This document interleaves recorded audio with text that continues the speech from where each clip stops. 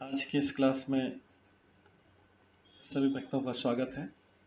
अभी हम कीर्तन से स्टार्ट करेंगे। जय राधा माधव कुंज बिहारी, जय राधा माधव कुंज बिहारी, जय गोपीजन वल्लभ गिरिवर धारी, जय गोपीजन वल्लभ गिरिवर धारी, यशोदानंदन व्रज जनरंजन, यशोदानंदन व्रज जनरंजन, यमुना तीरावनचारी, यमुना तीरावनचारी, जय राधा माधव कुंज बिहारी, जय राधा माधव कुंज बिहारी, हरे कृष्णा कृष्णा कृष्णा हरे हरे, हरे राम राम राम हरे हरे, हरे कृष्णा कृष्णा कृष्णा हरे हरे, हरे राम राम राम हरे हरे,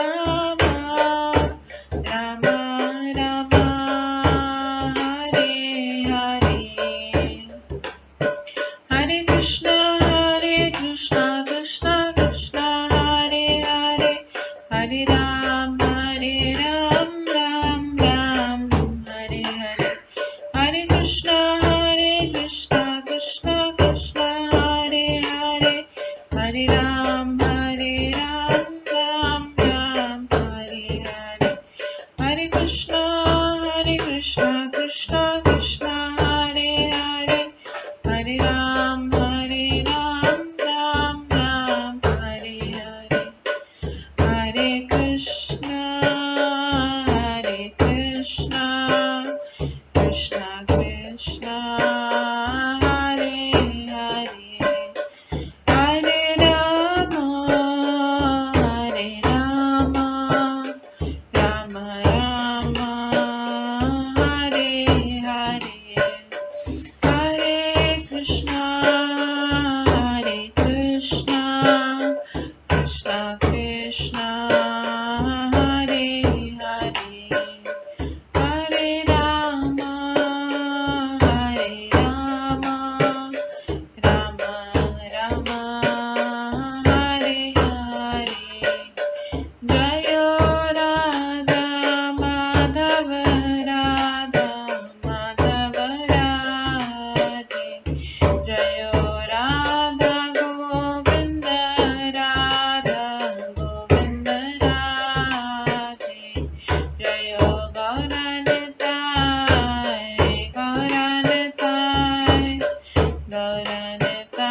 जय गौरनिताय, जय जय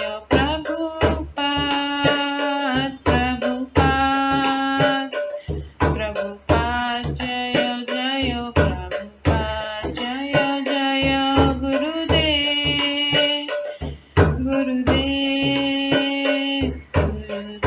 जय जय गुरुदेव, निताय गौर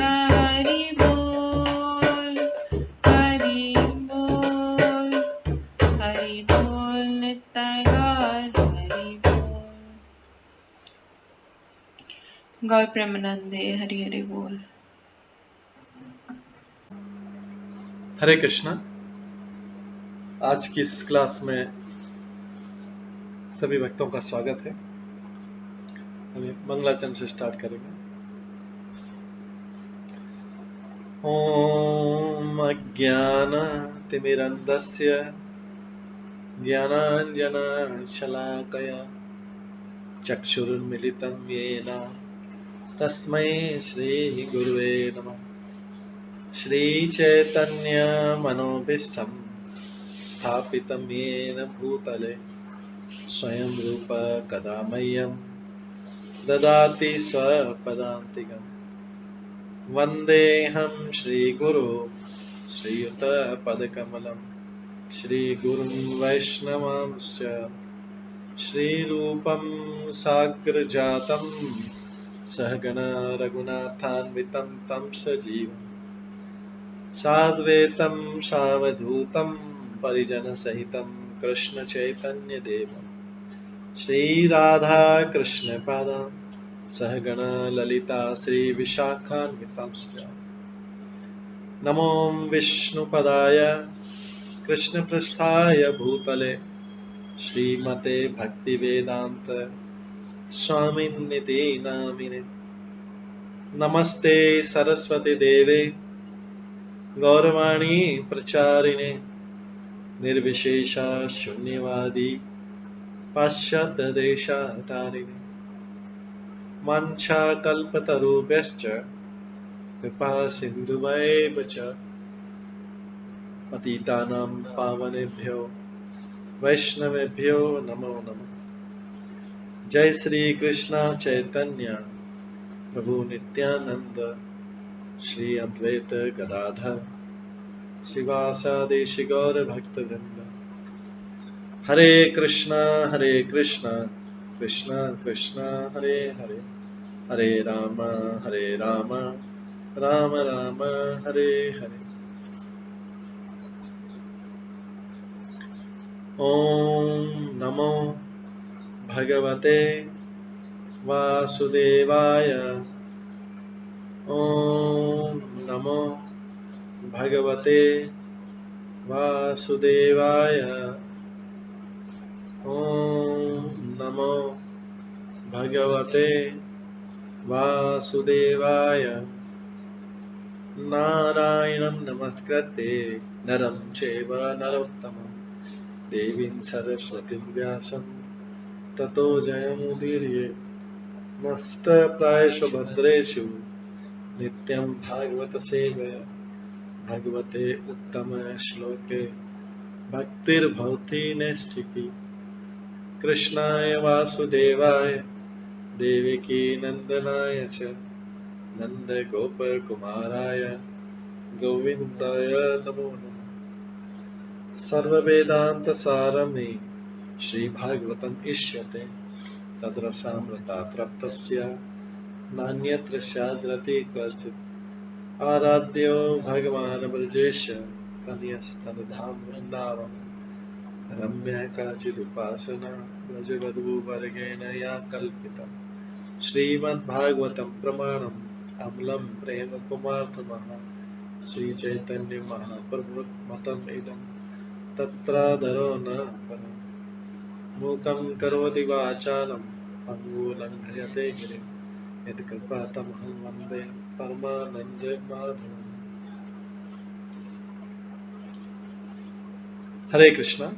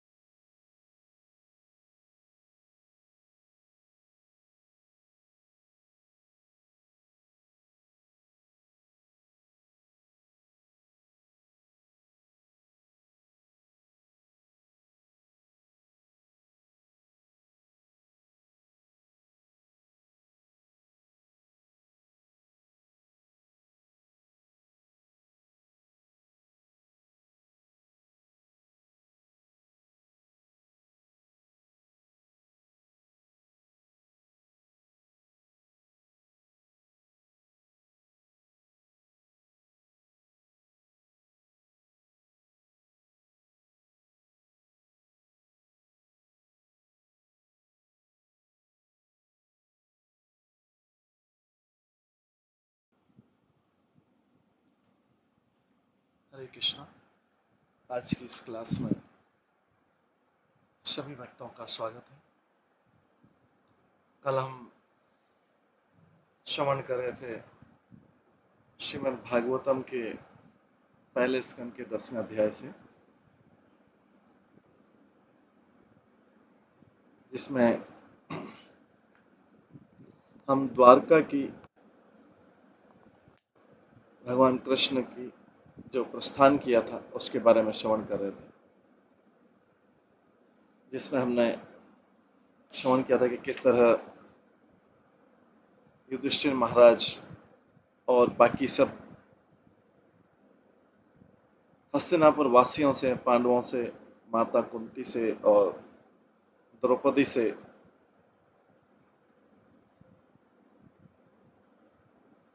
आज्ञा लेकर भगवान कृष्ण ने द्वारका के लिए प्रस्थान किया। सभी बड़े बूढ़े लोग कृष्ण को आशीर्वाद दे रहे थे और ऐसे भगवान की चुने हुए छंदों से उनकी स्तुति की जा रही थी।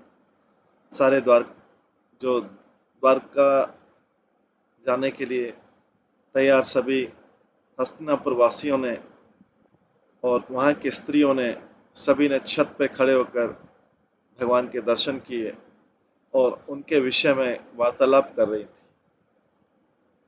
यहाँ बताते हैं कि हस्तिनापुर के सभी घरों की छतों पर जो स्त्रियां, उनकी जो वार्तालाप थी, ये बातें वैदिक स्त्रोतों से अधिक आकर्षक थी।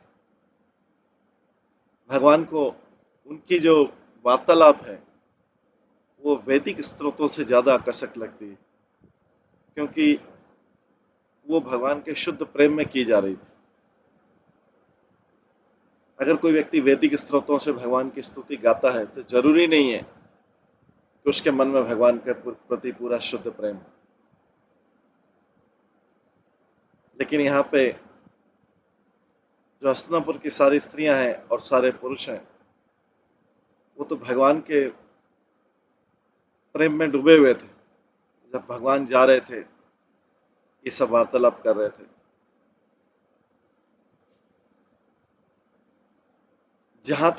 जहां तक सुनाई पड़ रहा था कि कृष्ण को सभी लोग आशीर्वाद दे रहे हैं। हालांकि कृष्ण को आशीर्वाद की जरूरत नहीं है, लेकिन ये आशीर्वाद भगवान के शुद्ध भक्तों द्वारा दिया जा रहा था और ये सब उन परम पुरुष के लिए था जो इस समय मनुष्य की भूमिका निभा रहे थे। तो भगवान ऐसे आशीर्वाद को भी स्वीकार करते हैं क्योंकि उनके शुद्ध भक्तों द्वारा दिया जा रहा है।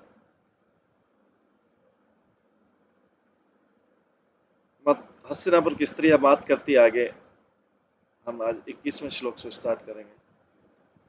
सवे किलायम पुरुष पुरातनो य एक आसीद विशेषात्मनि अग्रे गुणेभ्यो जगदतात्मनीश्वरे निमिलितात्मनिशि सुप्त शक्तिषु। वे कहने लगी, जैसा हमें निश्चित रूप से स्मरण है, यही वे जो आदि परमेश्वर है। जब जा रहे थे तो सब लोग आपस में बात कर रही हैं स्त्रियां, जैसा हमें निश्चित रूप से स्मरण है, ये वही है, यही है वे जो आदि परमेश्वर हैं। प्रकृति के गुणों की व्यक्ता सृष्टि के पूर्व अकेले ही विद्यमान थे। चूंकि ये परमेश्वर हैं, अतः सारे जीव उन्हीं में लीन होते हैं, मानो रात्रि में सोए हुए हैं और उनकी जीवन शक्ति रुक गई। ये वही परमेश्वर है जिनमें सारे जीव, जो प्रलय होता है, इन्हीं के शरीर में सोते हैं और ऐसा लगता है मानो रात्रि में सोए हुए उनकी शक्ति रुक गई। तो तात्पर्य में बात बताते हैं कि जगत का विलय दो प्रकार से होता है। हर 432 करोड़ वर्षों बाद जब एक ब्रह्मांड विशेष के स्वामी ब्रह्मा शयन करते हैं, तो एक प्रलय होता है। ब्रह्मा की 100 वर्ष की आयु के अंत में संपूर्ण ब्रह्मांड का पूर्ण प्रलय होता है और दोनों ही बार महत्त्व अर्थात भौतिक शक्ति तथा जीव शक्ति भगवान के शरीर में चले जाते, प्रवेश कर जाते। ये ब्रह्म ज्योति में विलीन हो जैसा नहीं, भगवान के शरीर में प्रवेश करते हैं वहां पर रुकने के लिए, टेम्पररी रात भर रुकने के लिए, ब्रह्मा जी की रात्रि भर रुकने के लिए। और जब पूर्ण प्रलय होता है तो महातत्व और भौतिक शक्ति तथा जीव शक्ति अर्थात तटस्थ शक्ति भगवान के शरीर में विलीन हो जाते। सारे जीव भगवान के शरीर में जब तक सुप्त रहते हैं जब तक कि जगत की दूसरी बात सृष्टि नहीं हो जाती। भौतिक जगत की सृष्टि, पालन तथा संहार की यही विधि। भगवान द्वारा गतिमान किए जाने पर भौतिक प्रकृति के तीनों गुणों की अंतःक्रिया से भौतिक सृष्टि होती। ये तीन गुण मिलके जब भगवान द्वारा गतिमान होते हैं, भगवान की दृष्टि डलती तो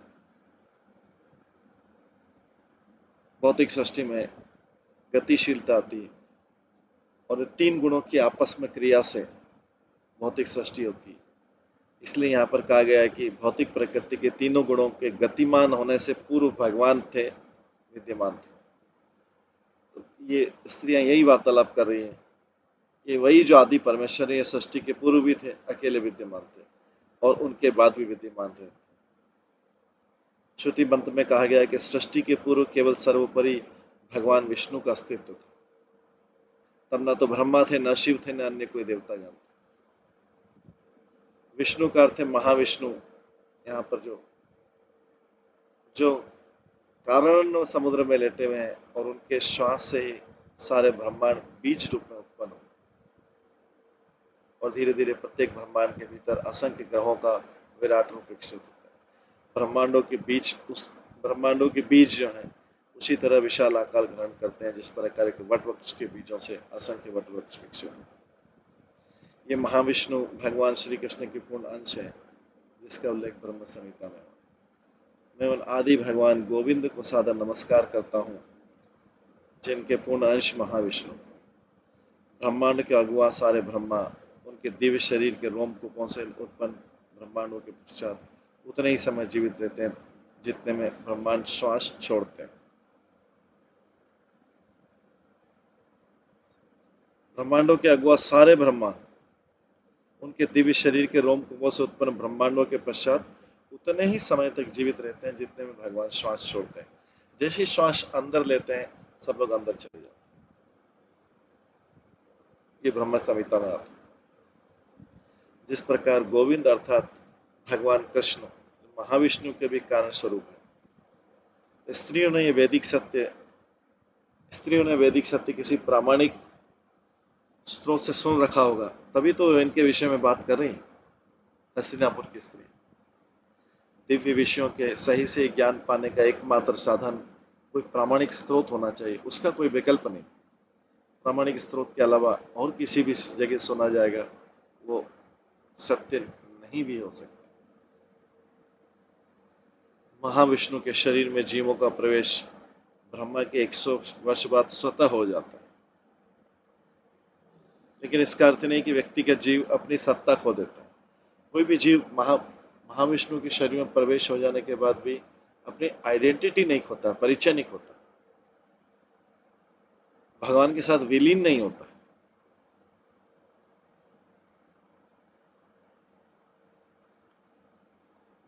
सत्ता उसकी इंडिविजुअल सत्ता, इंडिविजुअल आइडेंटिटी वो बना रहता है जीव का। और जो ही भगवान की परम इच्छा से दूसरी सृष्टि होती है तो सारे सुप्त निष्क्रिय जीवों को छोड़ दिया जाता है,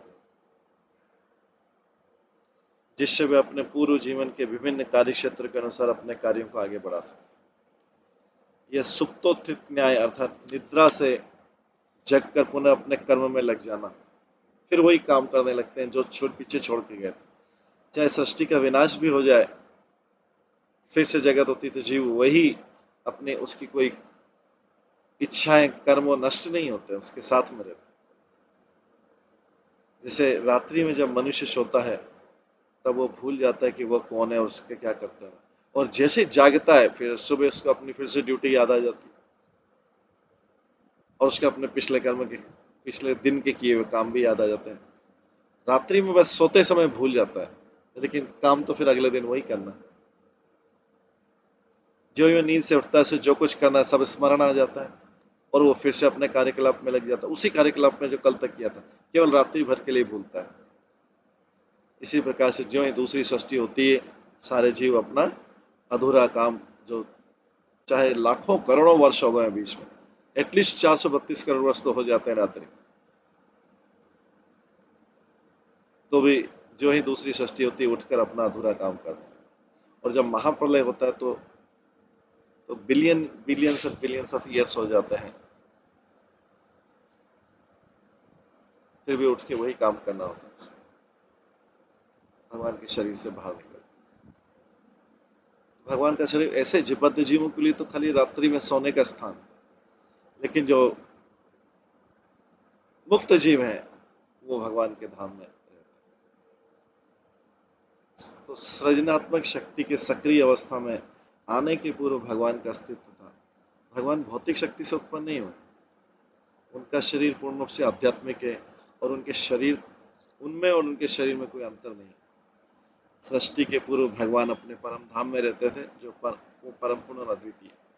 तो ये प्रभुपाद तात्पर्य बताते हैं, हस्तिनापुर की स्त्रियों को ये ज्ञान था, इसलिए वो आपस में वार्तालाप कर रही हैं। अरे ये वही आदि पुरुष हैं, वही आदि पुरुष हैं जो सृष्टि के पहले थे, हम जिनके दर्शन कर रहे हैं। सैव भूया निज वीर चोदिताम स्वजीव मायाम प्रकृतिम शक्ति अनाम रूपा निरूप नामने विविधित समानानुसार साक्षी।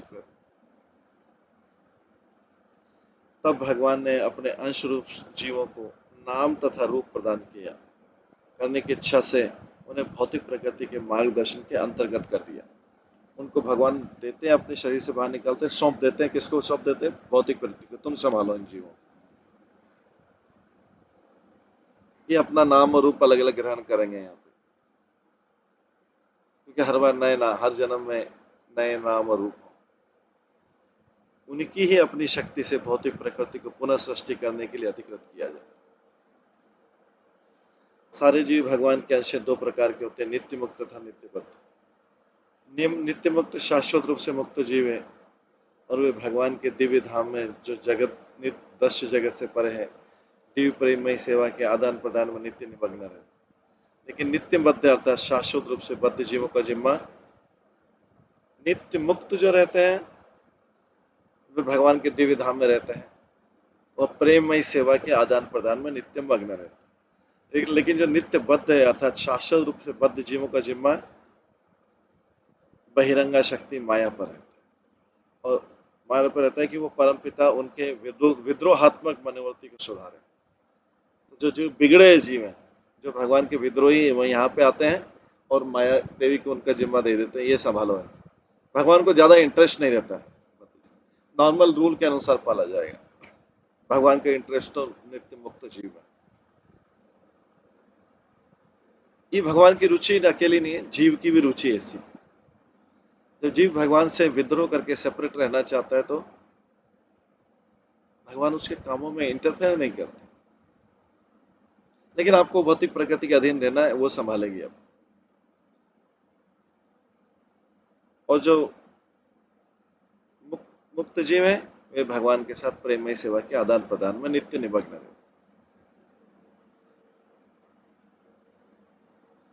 माया को कौन जीव संभालती है? माया विद्रोहात्मक मनोवृत्ति, जिनकी मानसिकता हमेशा रिवोल्ट करने की, भगवान के विरुद्ध हमेशा ही प्रवृत्ति सेपरेटली एंजॉय करने की है, भगवान से अलग से भोग करने की, वो विद्रोहात्मक प्रवृत्ति वाले वो जीव इस संसार में बने रहते, आते जाते रहते। नित्यबद्ध क्योंकि सदैव भूले रहते हैं कि भगवान के साथ उनका संबंध उनके अंश रूप में।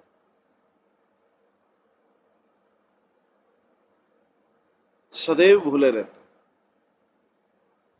इसमें सदैव भूले क्योंकि एक बार भूल के नहीं गए, क्योंकि भौतिक जगत में भी आके उनको पता नहीं लगता है कि हमें भगवान से नित्य संबंध स्थापित करना है। भूले रहते हैं, यहीं पे मग्न रहते हैं। और इस तरह भी माया द्वारा पदार्थ के उत्पादों के रूप में मोहग्रस्त रहते हैं और इस तरह सुखी बनने के लिए भौतिक जगत में नाना प्रकार की योजनाएं बनाते हैं। मृत्यु तक मृत्यु तक कुछ न कुछ सुख योजनाएं बनाते रहे। पैर कब्र में लटके हुए हैं, तब तक भी कुछ न कुछ योजनाएं बनाते रहे सुखी होने की।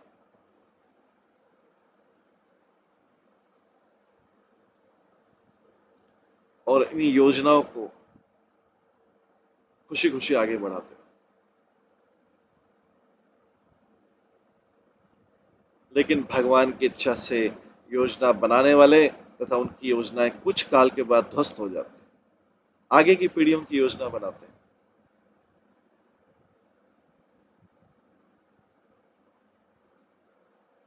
कब्र में पैर लटके हुए भी जो है उनकी भौतिक आसक्ति खत्म नहीं होती।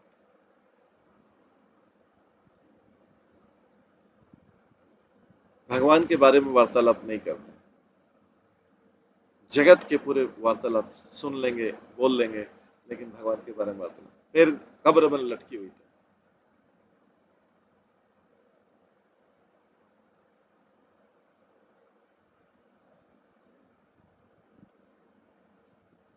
और वे वो योजना को खुशी खुशी आगे बढ़ाते। लेकिन भगवान की इच्छा से योजना बनाने वाले तथा उनकी योजनाएं कुछ काल बाद ध्वस्त हो जाती। भगवद गीता के 9वें अध्याय के 7वें श्लोक में इस प्रकार की पुष्टि हुई। भगवान बोलते हैं, कुंती पुत्र, कल्प के अंत में सारे जीव मेरी प्रकृति में लीन हो जाते हैं, उनके शरीर में प्रवेश कर जाते हैं, और जब पुनः सृष्टि करने का समय आता है तो मैं अपनी बहिरंगा शक्ति से सृष्टि प्रारंभ करता हूँ। भूय शब्द पुनः पुनः का सूचक है, बार बार ऐसा करते हैं। अतः ये बताता है कि सृष्टि पालन तथा संहार की क्रिया भगवान की बहिरंगा शक्ति से अनवरत चलती रहती। वे ही सबके कारण हैं, लेकिन सारे जीव जो स्वाभाविक रूप से भगवान के अंश हैं और भगवान से मधुर संबंध को भुला ले। यहाँ तो कोई भी संबंध मधुर नहीं है इस भौतिक जगत में। मधुरता जो दिखाई देती है उसके पीछे स्वार्थ है। इस जगत में जब भी कोई स्वीटनेस दिखाई देती है उसके पीछे स्वार्थ है।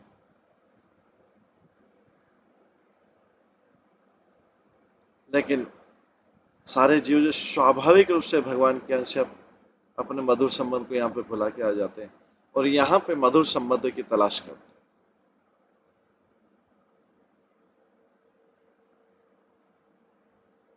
उन्हें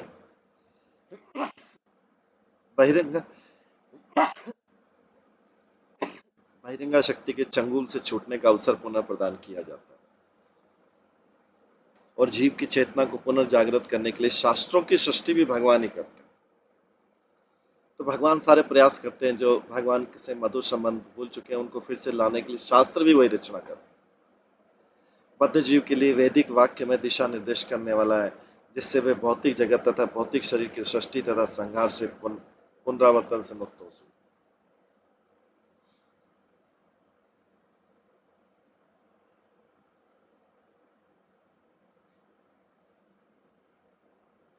भगवद गीता में भगवान कहते हैं, यह उत्पन्न हुआ जगत तथा भौतिक शक्ति मेरे वश में है। प्रकृति के प्रभाव से वे स्वतः बार बार उत्पन्न होते हैं।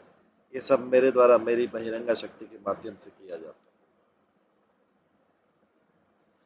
वस्तुतः आध्यात्मिक स्फुलिंग रूपी जीव का कोई नाम या रूप तो होता नहीं है, लेकिन भौतिक रूपों तथा नामों की भौतिक शक्ति पर प्रभुत्व जमाने की इच्छा पूर्ति के लिए उसे ऐसे झूठे भोग का अवसर प्रदान किया जाता है। इस संसार में उसे झूठे भोग का अवसर प्रदान किया जाता है और उसी के साथ उसको शास्त्रों के माध्यम से वास्तविक स्थिति को समझने का अवसर दिया जाता है।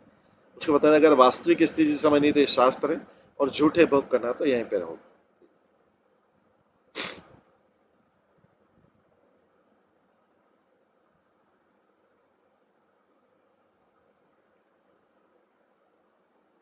मूर्ख तथा भुलक्कड़ जीव सदैव झूठे रूपों तथा झूठे नामों में व्यस्त रहते। मनुष्य झूठे नाम और मिथ्या रूप के पीछे पागल बना रहता है। किन्हीं परिस्थितियों में प्राप्त शरीर के रूप को वास्तविक मान लिया जाता है और इस प्रकार से प्राप्त नाम भी वादों के नाम पर शक्ति का दुरुपयोग करने में बुद्धिजीवी को मोहित करता है। लेकिन शास्त्र जो बनाए हुए वास्तविक स्थिति को समझने के लिए संकेत प्रदान करते कि भाई वास्तविक स्थिति यह है। वो झूठे में ही घूमता रहता है, झूठे में नाम करता है, उसी में रूप नाम रूप और उसके पीछे पागल रहता है। तथापि शास्त्र वास्तविक स्थिति को समझने के लिए संकेत प्रदान करते हैं, उसको बताते हैं कि भाई ये तुम्हें जो भौतिक रूप नाम मिला हुआ ये इधर के लिए टेम्परेरी मिला हुआ है।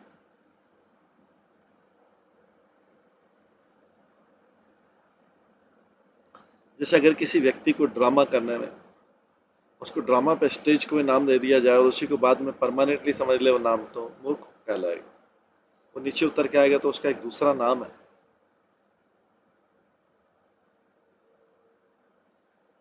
अगर वो बोल दे कि नहीं, मेरे को जो स्टेज पे कपड़े पहनाए थे और जो मैं स्टेज पे जो ना मेकअप किया था वही मेरा असली रूप है, और वैसे ही घूमेगा मुकुट उकुट या जैसा भी उसको लगा के, अगर भिखारी बनाया तो भिखारी जैसा, या राजा बनाया तो मुकुट लेके, और बोलेगा भी मेरा परमानेंट नाम यही हो गया, मेरा मुकुट ये सब कुछ यही हो गया। लेकिन जो शास्त्र उसे बाहर आके सब लोग बोलते हैं कि भाई तुम्हारा तो अभी तुम ड्रामा किया था तुमने ऊपर। तथापि शास्त्र वास्तविक स्थिति को समझने के लिए संकेत प्रदान करते हैं, किंतु लोग विभिन्न देश काल के लिए भगवान द्वारा निर्मित शास्त्रों से शिक्षा ग्रहण करते हुए कतराते हैं। उदाहरण भगवद गीता प्रत्येक मानव के लिए पथ प्रदर्शिका, लेकिन भौतिक शक्ति के जादू से वे भगवद गीता द्वारा बताई गई जीवन शैली को नहीं अपनाते। जिसने भगवद गीता के सिद्धांत को पूरी तरह समझ लिया है उसके लिए श्रीमद् भागवतम जो है ये पोस्ट ग्रेजुएशन का विषय, स्नातकोत्तर अध्ययन का विषय। जिसने भगवद गीता के सिद्धांत को पूरी तरह समझ लिया है वो ग्रेजुएशन ही, और ये श्रीमद् भागवतम स्नातकोत्तर पोस्ट ग्रेजुएशन का विषय। दुर्भाग्यवश लोगों में इनके लिए रुचि नहीं है, इन ग्रंथों के लिए। अतः माया के चंगुल में फंसकर बारंबार जन्म मृत्यु के चक्र में आते। इन ग्रंथों को समझ ले तो दूसरी बार नहीं आने का प्रयास करें। इस बार उन्हें अपनी गलती का एहसास हो जाए।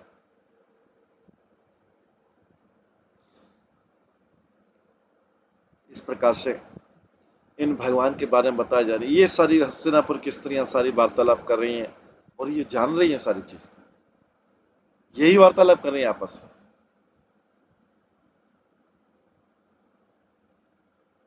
सवायं यत् पदमात्र सूर्यो जितेन्द्रियाणे जितमातरिश्व पश्यन्ति भक्ति उत्कलित अमल आत्मना नन्वेष सत्यम नन्वेष स्वत्वम परिमास्तु आहति। वे ही पूर्ण पुरुषोत्तम भगवान है जिनके दिव्य रूप का अनुभव बड़े बड़े भक्तों द्वारा किया जाता है, जिन्होंने सुदृढ़ भक्ति द्वारा तथा जीवन एवं इंद्रियों पर पूर्ण स्वयं द्वारा भौतिक चेतना से पूर्ण रूप से जो विशुद्ध हो चुके हैं तथा अस्तित्व को विमल बनाने का यही एकमात्र मार्ग है। तात्पर्य जैसा कि भागवत गीता में कहा गया है, भगवान केवल भक्तिमय सेवा द्वारा ही वास्तविक रूप में जाने जा सकते। भगवान को जानना है भक्ति के अलावा कोई साधन नहीं है।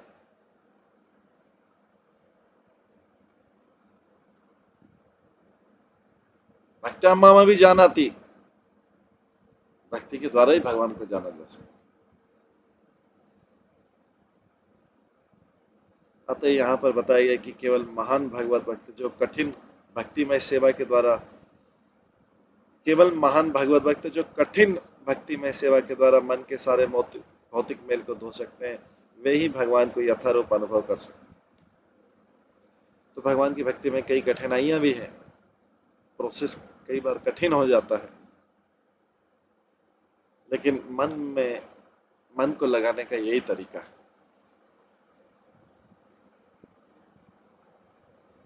रात दिन भगवान में मन को लगाने का यही तरीका।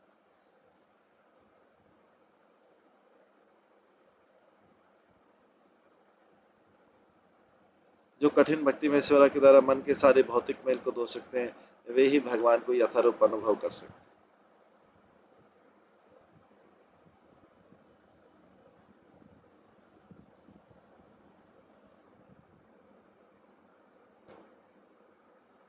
तो यहाँ बताया गया केवल महान भगवान भक्त जो कठिन भक्ति में सेवा के द्वारा मन के सारे भौतिक मेल को धो सकते हैं, वे ही भगवान को यथारूप अनुभव कर सकते हैं। तो जब तक भगवान में मन को पूरा नहीं लगाएंगे, भगवान को अनुभव पूरा नहीं कर सकते। तो वास्तविक भक्ति का आनंद जो तभी आएगा जब भगवान में मन पूरी तरह से लगाओ। जितेंद्रिय के अर्थ है इंद्रियों पर पूरा नियंत्रण करना और इसमें मन का नियंत्रण पूरा। जो भी इंद्रियों को कृत्रिम रूप से नियंत्रित करने का प्रयास करते हैं,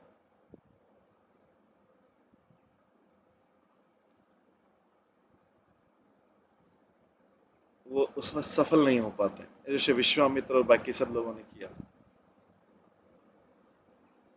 विश्वामित्र ने योगिक समाधि के द्वारा इंद्रियों को वश में कर रखा था, किंतु जब उनकी भेंट मेनका से हुई तो वे काम का शिकार हो गए और इंद्रियों को वश में करने की उनकी कृत्रिम विधि सफल हो गई। लेकिन शुद्ध भक्त के किस्से में ऐसा नहीं देखा जाता है कृत्रिम साधन से इंद्रियों को कार्य को करने से रोका जाए, अपितु तो उन्हें अन्य अच्छे कार्यों में व्यस्त रखा जाता है। जब इंद्रियां अधिक आकर्षक कार्यों में लग जाती हैं तो उन्हें निकृष्ट कार्यों के प्रति उनके उन्मुख होने की संभावना नहीं रहती। अगर इंद्रियां हायर लेवल के कार्यों में लग गई तो निकृष्ट कार्य, नीचे वाले कार्य के उन्मुख होने की संभावना नहीं रहती। भगवद गीता में कहा गया इंद्रियों को अच्छे कार्यों में लगाने के द्वारा ही वश में रखा जा सकता है। भक्ति की अनिवार्यता है कि इंद्रियों को विमल किया जाए या भक्ति व सेवा में लगाया जाए। भक्ति का अर्थ निष्क्रियता नहीं। भक्ति में कोई ये नहीं बता भक्ति में व्यक्ति आइडल, सुस्त या आलसी बना रहे।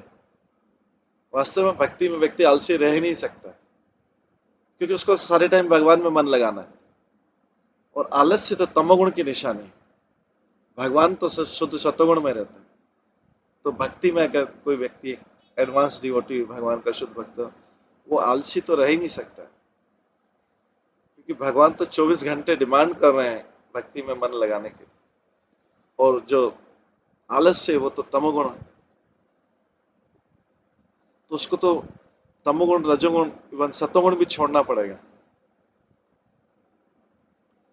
तो कोई अगर सोचता है कि भगवान की भक्ति में निष्क्रियता है, कोई काम नहीं है, तो मूर्ख है। सबसे ज्यादा काम भगवान की भक्ति में,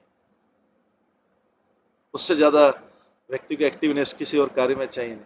कहीं पे सुस्त तो हो सकता है, कहीं पे लेजी हो सकता है, सुस्त हो सकता है भौतिक कार्यों में, लेकिन आध्यात्मिक कार्य में सुस्त और लेजी होने का क्वेश्चन नहीं होता, क्योंकि मन को तो हमेशा सक्रिय रखना पड़ेगा। तो इसलिए वो उनको लोगों का ज्ञान नहीं है कि इसमें निष्क्रियता है। जो बोलते हैं निष्क्रियता है, कोई काम नहीं है, उनको पता नहीं है कि वो अपने भौतिक कार्यों में आराम कर सकते हैं, लेजीनेस दिखा सकते हैं, फिर भी उनके भौतिक कार्य चल जाएंगे, उनका बिजनेस चल जाएगा, उनका जॉब चल जाएगा, वो छुट्टियों को एंजॉय कर सकते हैं। लेकिन भगवान की भक्ति में तो सारे टाइम अलर्टनेस और सक्रियता चाहिए जरूर।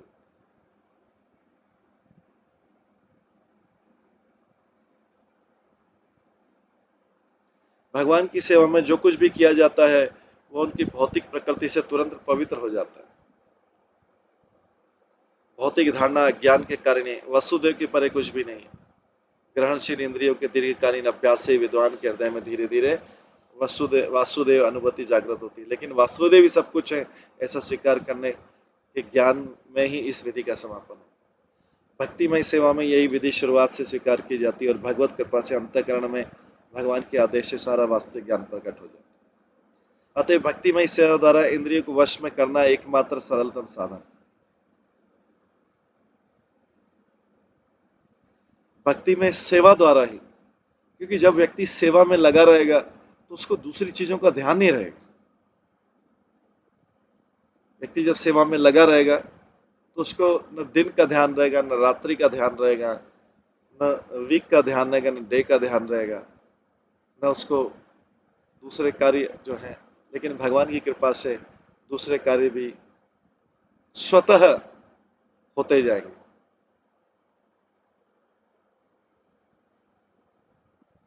सवे अयम सख्यनुगात कथवे कथो वेदेषु ग्रहेषु च गुह्यवादिभिः य एक ईशा जगतात्मलीलया सृजति अवति न तत्र सज्जते। हे सखियों, यहाँ पर वही भगवान है, ये वही भगवान खड़े हैं। अभी वहां की स्त्रियों को भी इतना ज्ञान है जो छत पे खड़े होकर भगवान करें, एक दूसरे से बोलते सखियों, ये वही भगवान है जिनकी आकर्षक तथा गोपनीय लीलाओं का वर्णन बड़े बड़े भक्तों द्वारा वैदिक साहित्य के गुह्यतम अंशों में हुआ, कॉन्फिडेंशियल अंशों में हुआ। वे ही भौतिक जगत की सृष्टि करने वाले, पालन करने वाले, संहार करने वाले हैं, फिर भी भौतिक जगत से अप्रभावित रहते। ये वही भगवान। तो तात्पर्य प्रभुपाद बताते हैं, भगवत गीता में कहा गया कि सारा वैदिक साहित्य भगवान श्री कृष्ण की महानता का यशोगान करता है। भगवान और उनके भक्तों की महानता का यशोगान करता है। वैदिक साहित्य खाली किसी भी भौतिकता की प्रशंसा नहीं करता। पूरी भागवतों में कहीं ऐसी भौतिकतावादी की प्रशंसा नहीं की गई। भगवान या उनके भक्तों की, उन्हीं का यशोगान। तो अगर कोई भागवतों में भगवत गीता को खोलेगा, वो कभी भी न तो भौतिकतावादी के चक्र में नहीं पड़ेगा, क्योंकि भौतिकतावादी व्यक्ति हमेशा भौतिक व्यक्तियों की प्रशंसा करने में लगा रहता है। ये भी उसकी ईर्ष्या है उसके अंदर, क्योंकि उसका कोई आध्यात्मिक व्यक्ति नहीं मिल रहा जिसकी प्रशंसा करे, या उसने सुना नहीं है, या तो भगवान के बारे में सुना नहीं, अब भगवान के शुद्ध भक्तों के बारे में पूरा सुना नहीं, तभी तो भौतिकतावादी प्रशंसा करने का उसको वक्त मिल रहा है, टाइम मिल रहा है। या फिर ईर्ष्या के कारण कर, या कई बार सुन के जानते हुए भी भौतिकतावादी की प्रशंसा। वो भौतिकतावादी के व्यक्ति की कोई व्यक्ति इसलिए प्रशंसा करता है कि उससे उसको इंद्रिय सुख मिला है, उस व्यक्ति से उसको किसी न किसी प्रकार से कोई सहायता मिली है, या कोई उससे अच्छी बात, मीठी बात करने को मिली, या कुछ और हुआ है, तभी तो वो उसकी प्रशंसा कर रहा है। वो भौतिक गुणों के आधार पर प्रशंसा करना वास्तव में असत्य की प्रशंसा करना है, क्योंकि भगवान के गुण के अलावा किसी दूसरा गुण तो भौतिक गुण टेम्परेरी। आज व्यक्ति कोई अच्छा हो सकता है, कल बुरा हो जाएगा, या आज कोई व्यक्ति बुरा है, कल अच्छा हो सकता है। ये तथाकथित भौतिक अच्छा और बुरा जो है, दोनों ही असत्य। लेकिन जो भगवान के गुणों की प्रशंसा की जाएगी वो परमानेंट है।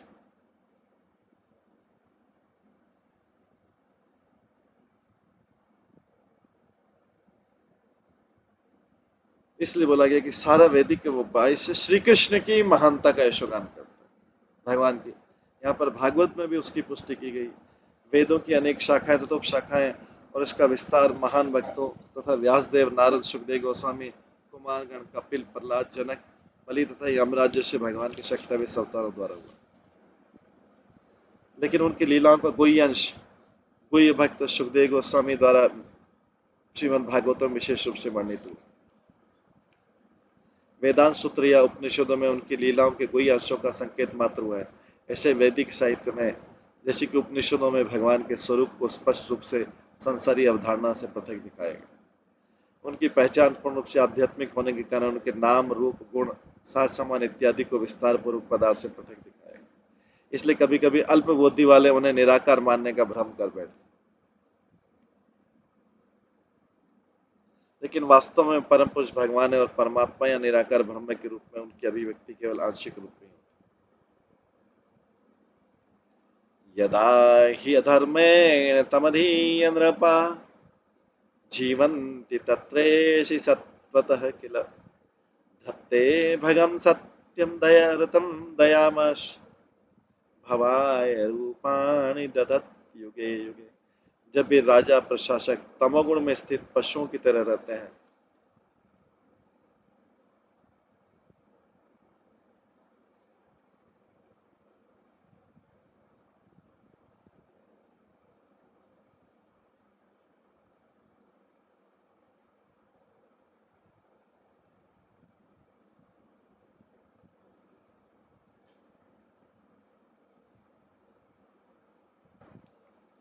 जब भी राजा तथा प्रशासक तमोगुण में स्थित पशुओं की तरह रहते हैं, तो भगवान अपने दिव्य रूप से में अपनी परम शक्ति सत्य ऋतु को प्रकट करते हैं, श्रद्धालुओं पर विशेष दया दिखाते हैं, अद्भुत कार्य करते हैं तथा विभिन्न कालों तथा युगों में आवश्यकता अनुसार विभिन्न दिव्य रूप प्रकट करते हैं।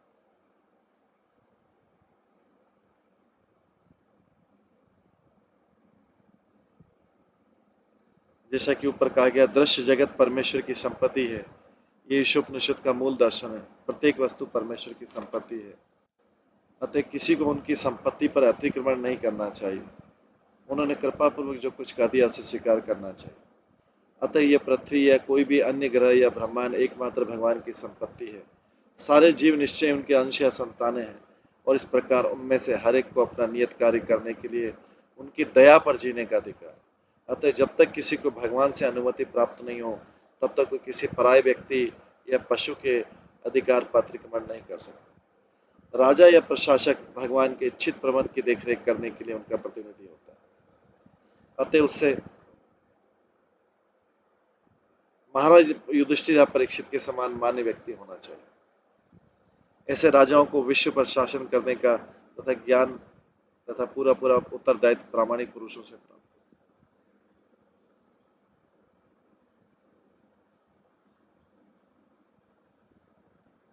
लेकिन समय समय पर भौतिक प्रकृति के निम्न गुण तमोगुण के प्रभाव से राजा तथा प्रशासक बिना किसी ज्ञान तथा उत्तरदायित्व के सत्तारूढ़ हो जाते हैं, और इसे मूर्ख प्रशासक अपने व्यक्तिगत स्वार्थ के लिए पशुओं की तरह रहते हैं। भगवान तब भौतिक गुणों से रंश मात्र भी प्रभावित हुए बिना अपने दिव्य रूप में प्रकट होते हैं। वे अपनी सृष्टि के राज्य को सामान्य अवस्था में रखने के लिए अवतरित होते हैं।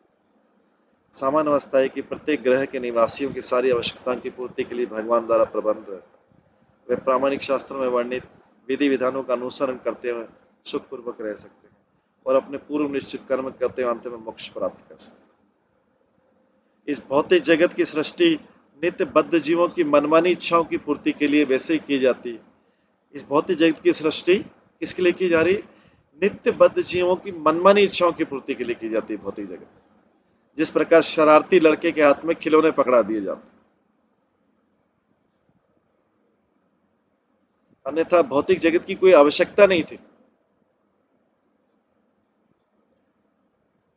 अन्यथा भौतिक जगत की कोई आवश्यकता नहीं, तो जिन मनमानी इच्छा पूर्ति करने के लिए भौतिक जगत में भेजा जाता है, जैसे शरारती लड़के के हाथ में खिलौने पकड़ा दिए जिससे शरारत नहीं करे। लेकिन जब ये भगवान की अनुमति के बिना उसके बाद भी यहाँ और भी शरारत करने लगते हैं, उनको खेलने के लिए जगह दे दी है, लेकिन जब वो बाकी सबको भी खेलने नहीं दे रहे, उनके ऊपर भी भौतिक जगत के ऊपर नियंत्रण करने का प्रयास करते हैं। सबको अपने अपने टॉय दे दिए इस भौतिक जगत, लेकिन उसके बाद भी वो जब वो अनुमति के बिना और दूसरी चीजों को, प्रकृति को दोहन लगते हैं, प्रकृति को खोद खोद के उसमें से ऑयल निकालते, ये निकालते, ये निकालते। जब प्रकृति, पूरी प्रकृति की सारी चीजों का शोषण करने लगते हैं अपने इंद्रिय तृप्ति के लिए, तब आतताई को दंड देने के लिए, श्रद्धालुओं की रक्षा करने के लिए भगवान का अवतार है।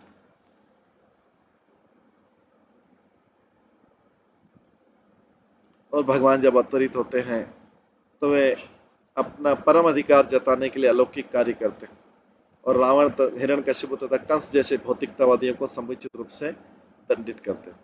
वे इस तरह कर्म करते कि कोई उनके नकल नहीं कर सकता। उदाहरण, जब राम के रूप में भगवान प्रकट हुए तो उन्होंने हिंद महासागर पर सेतु बांधा।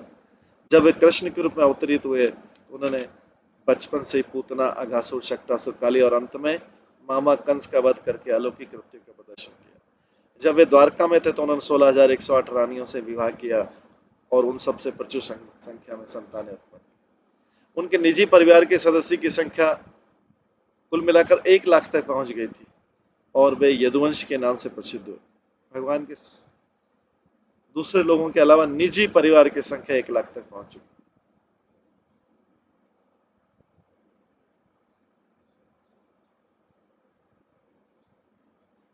उन्होंने अपने जीवन काल में उन सबका विनाश भी कर दिया। वे गोवर्धनधारी हरि के नाम से प्रसिद्ध है, क्योंकि 7 वर्ष की अल्पायु में उन्होंने गोवर्धन नाम उठाया था। तो प्रभुपाद ये सारी चीजें क्यों बता रहे हैं वार्तालाप में? क्योंकि स्त्रियां जो है ऐसी बात कर रही हैं भगवान की लीलाओं, भगवान के उसमें बात करेगी, ये भगवान ने, इन्होंने ये लीलाएं की थी। तो फिर भगवान प्रभुपाद बता रहे हैं कि कौन कौन सी चीजें की थी।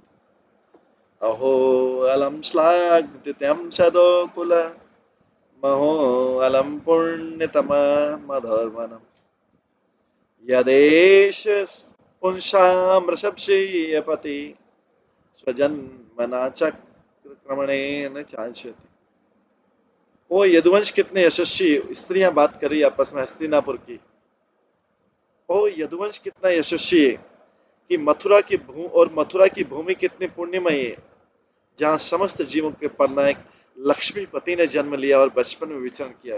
अभी वो मथुरा की प्रशंसा करें जहां पे भगवान ने जन्म लिया। तात्पर्य भगवत गीता में भगवान कृष्ण ने अपने दिव्य प्रादुर्भाव, तिरोधान तथा लीलाओं का विशद वर्णन किया। भगवान अपनी अकल्पनीय शक्ति से किसी परिवार या स्थान में विशेष में प्रकट होते हैं।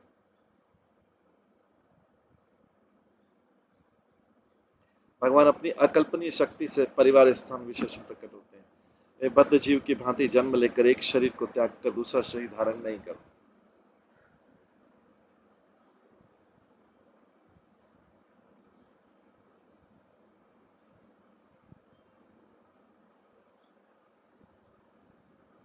उनका जन्म सूर्योदय तथा सूर्यास्त की भांति होता है। सूर्य पूर्वी क्षितिज में उदय होता है, लेकिन उसका अर्थ नहीं कि पूर्वी क्षितिज उसका जनक है। ऐसा नहीं कि पूर्व दिशा उसका जनक है सूर्य का, वहां से प्रकट होता है। सौर मंडल के प्रत्येक भाग में सूर्य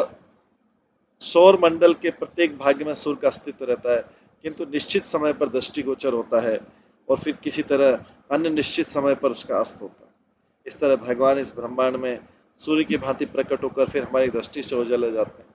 वे हर समय हर स्थान पर विद्यमान रहते हैं, लेकिन जब वे अपनी अहेतु की कृपावश हमारे समक्ष प्रकट होते हैं तो हम मान बैठते हैं कि उन्होंने जन्म लिया। जो कोई इस सत्य को शास्त्र के कथन के अनुसार समझ लेता है, वो वर्तमान शरीर को त्याग कर मुक्त हो जाता है। जो भगवान के जन्म को समझ लेता है कि भगवान प्रकट कैसे होते हैं, वो उद्धार हो जाता है। भगवान बोलता है जन्म कर्म च में दिव्यम एवं योविति तत्वता त्यक्ता देह पुनर्जन्म नैति मामेति स्वर्जन। उसका पुनर्जन्म में नहीं होता जो भगवान के जन्म को और उनके कर्म को समझ जाए। जन्म में उनकी सारी लीलाएं और उनके कर्म, जो पूरा भागवतम है उनके कर्म है भगवान।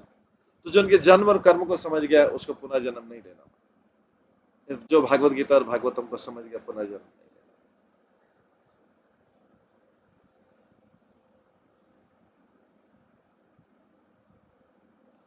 मोक्ष अनेक जन्मों के बाद, और वो भी धैर्य और लगन में एवं ज्ञान तथा वैराग्य में रहते हुए गहन प्रयास के बाद प्राप्त होता है। मोक्ष जो है अनेक जन्मों के बाद और धैर्य और लगन एवं ज्ञान और वैराग्य में रहते हुए गहन प्रयास के बाद मोक्ष प्राप्त होता है। लेकिन यदि कोई भगवान के दिव्य जन्म तथा कर्म के मर्म को समझ जाए तो तुरंत मोक्ष पा लेता है। यह भगवत गीता का निर्णय है। वैसे तो मोक्ष प्राप्त करने के लिए कई जन्मों तक तपस्या, वैराग्य, ज्ञान, धैर्य, लगन सबकी जरूरत है, लेकिन भक्ति में लग जाने के बाद वो तुरंत मोक्ष प्राप्त कर सकता है। ये भगवत गीता बोलती है, वही जन्म कर्म च में दिव्य। लेकिन जो अविद्या के अंधकार में वे ये मान बैठते हैं कि भगवान के जन्म तथा कर्म भौतिक, लेकिन जो अविद्या के अंधकार में है वो सोचते हैं कि भगवान का बर्थडे भी हमारे बर्थडे जैसा होता है, हैप्पी बर्थडे टू यू। भगवान का बर्थडे भी हमारे बर्थडे जैसा होता है। ऐसे साधारण जैसे हमने अपना बर्थडे मनाया, भगवान का भी बर्थडे मना लेते एक दिन साल में। ऐसे अपूर्ण निष्कर्ष से किसी को मोक्ष नहीं मिल सकता। तो यदुवंश में राजा वसुदेव के पुत्र में उनका जन्म और मथुरा भूमि में नंद महाराज के परिवार में उनका भेजा जाना, ये सब भगवान की अंतरंगा शक्ति की दिव्य योजना है। यदुवंश तथा मथुरा वासियों के सौभाग्य का अनुमान भौतिक दृष्टि से नहीं लगाया जा सकता। यदि भगवान के जन्म तथा कर्म की दिव्य प्रकृति को जान लेने मात्र से सरलता से मोक्ष मिल सकता, तो फिर जिन लोगों ने उनके पारिवारिक सदस्य के रूप में या पड़ोसी के रूप में भगवान की संगति का वास्तविक भोग किया है, उनके भाग्य क्या कहना। जिन लोगों को लक्ष्मीपति भगवान के सानिध्य का सुअवसर प्राप्त हुआ, उन्हें तो निश्चित रूप से मुक्ति से बढ़कर उपलब्धि होगी। अतः सचमुच ही भगवान की कृपा से उनका वंश तथा उनकी भूमि दोनों ही सदैव यशस्वी।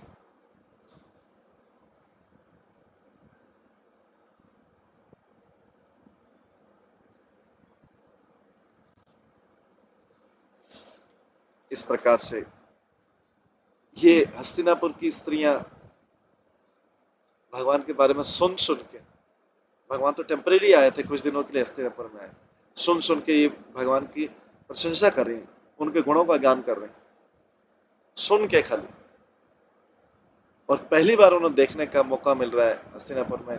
भगवान जब द्वारका जा रहे हैं तो छतों पे से खड़े होकर देख, अहो बतास यशस तिरस्करी कुश स्थले पुण्य यशस्करी भुव पश्यन्ति नित्यं यतनुग्रहैषितं स्मेतावलोकं सपतिं स्म यत् प्रजा। वो बातें करती है, निस्संदेह कितना आश्चर्यजनक है कि द्वारका ने स्वर्ग की यश को पछाड़ दिया और पृथ्वी की प्रसिद्धि को बढ़ाया। द्वारका के निवासी उनके प्रिय स्वरूप में समस्त जीवों की आत्मा कृष्ण का सदैव दर्शन करते रहते हैं। क्या द्वारका के वासी कितने भाग्यशाली हैं। भगवान उन पर अपनी दृष्टिपात करते हैं और अपनी मुस्कान भरी चितवन से उन्हें कृतार्थ कर देते हैं। भगवान के लिए उनको तरफ मुस्कुराते हुए देखते हैं तो भगवान ने जिसकी तरफ मुस्कुराते हुए देख लिया उसका तो कल्याण हो। इस प्रकार से जो है वो सारी स्त्रियां भगवान की प्रशंसा कर, ग्लोरिफिकेशन कर, जो भी सुना है उसको रिपीट कर। इस प्रकार से ये हस्तिनापुर से भगवान अभी जाने वाले हैं, उसी का सारा वर्णन चल रहा है। अभी समय होने वाला है तो आज इस श्रीमद् भागवतम की क्लास को हम यहीं पे विराम देते हैं। सभी भक्तों का बहुत बहुत धन्यवाद। सभी भक्तों के लिए एक बार हरे कृष्ण महामंत्र का जप करते हैं।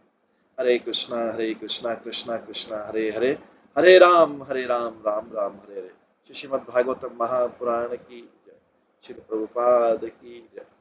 सभी भक्तगणों की जय। हरे कृष्ण।